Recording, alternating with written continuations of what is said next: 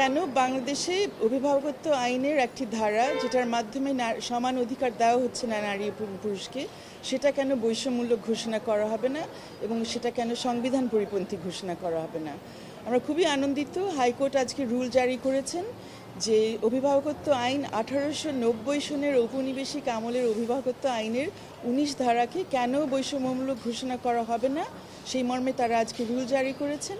পাশাপাশি তারা একটা নির্দেশও দিয়েছেন, অন্তর্বর্তীকালীন একটি নির্দেশ দিয়েছেন মানবাধিকার কমিশন এবং মহিলা ও শিশু বিষয়ক মন্ত্রণালয় যেন আগামী 4 মাসের ভেতরে একটি প্রতিবেদন সম্পূর্ণ করে কোর্টের কাছে জমা দেন যে এই বিষয় নিয়ে কী ধরনের সমস্যা হচ্ছে, এই ব্যাপারে তারা যারা ক্ষতিগ্রস্ত হচ্ছে তাদের সাথে কথা বলে, অন্যান্য সব স্টেক হোল্ডারের সাথে কথা বলে একটা প্রতিবেদন তৈরি করে তারা যাতে কোর্টে জমা দেন।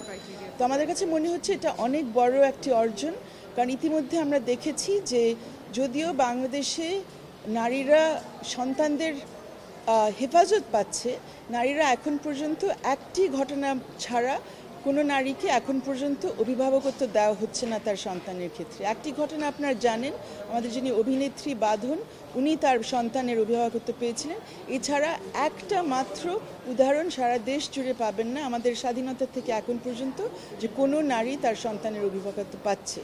এই পরিপ্রেক্ষিতে আমরা জেনেছি যে আমাদের পার্শ্ববর্তী দেশগুলোতে আইন অনেক আগে বদলিয়েছে, কিন্তু বাংলাদেশে ঔপনিবেশিক আমলের আইনটি কেন এখন পর্যন্ত সংবিধান হওয়ার 50 বছর পরে এখনও কেন বিরাজ করছে, এটা নিয়ে আমরা সবাই খুবই বিচলিত। এবং এই কারণে আমরা 5টি সংগঠন, নারী অধিকার সংগঠন, বাংলাদেশ মহিলা পরিষদ, নারী পক্ষ, তারা এসছেন, আইন নিয়ে গবেষণা যারা করেন থিঙ্ক লিগাল, আলাপ, তারা এসছেন, এবং মানবাধিকার এবং আইন সেবা সংগঠন ব্লাস থেকে আমরাও এসেছি।